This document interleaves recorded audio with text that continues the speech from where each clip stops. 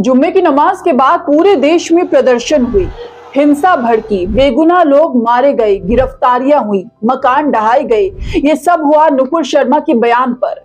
Hate speech कितना बड़ा मुद्दा बन सकता है, ये बात अब शायद बीजेपी के प्रवक्ताओं को समझ में आ गई होगी। देश में बवाल, विदेशों में फजीहत, ये तो सब आपने देख लिया।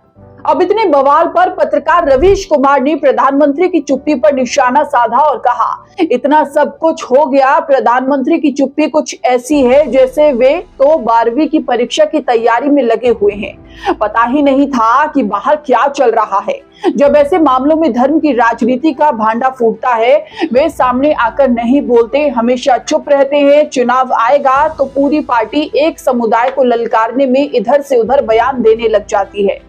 अलग अलग प्रदेशों में चुनाव से पहले बेचारा विकास कहीं खो जाता है। अब्बा जान 80 बनाम 20 शमशान कब्रिस्तान पैदा हो जाते हैं। अब जब देश में धर्म के नाम पर जगह जगह हिंसा हो रही है तो विकास फिर मिल गया है। लेकिन जब सबका साथ नहीं है तो सबका विकास कहां से होगा। नुपुर शर्मा और नवीन जिंदल के चलते देश की जो अंतर्राष्ट्रीय स्तर पर बदनामी हुई है, वो लम्हा और आज का दिन। हमारे प्रधानमंत्री अब भी खामोश हैं। प्रधानमंत्री जी, आपके पास कई मंच है अपनी बात कहने के। आपकी खामोशी देश की सेहत के लिए ठीक नहीं है। आप क्यों खामोश हैं? क्या इस देश के अंदर आपका काम वोट हासिल करना है?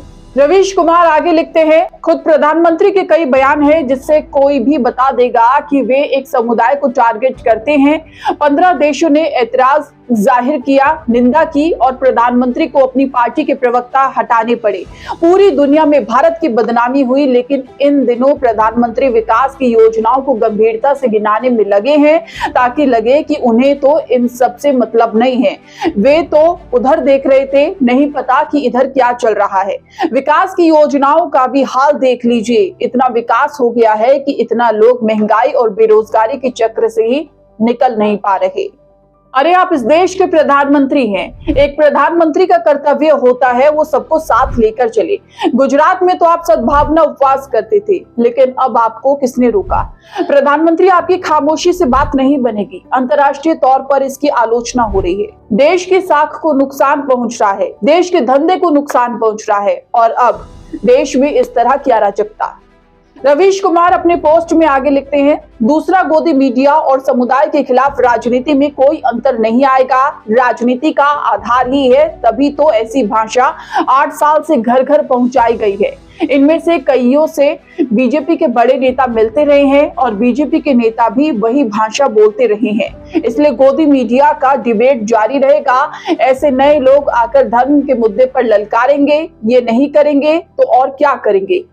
मैं समझना चाहूंगी प्रधानमंत्री जी, आप इस तरह से खामोश रहेंगे तो इससे फायदा किसको है? वो वक्त आ गया है प्रधानमंत्री जी, जब आपको तमाम समुदायों के लोगों के साथ संवाद करना चाहिए। उन्हें एक मंच पर लाएं, एक बार नहीं बार बार मन की बात करें और उसमें सांप्रदायिक सौहार्द की अपील करें। आप क्या सोचते हैं इस मुद्दे पर? हमें कमेंट बॉक्स में जरूर बताएं।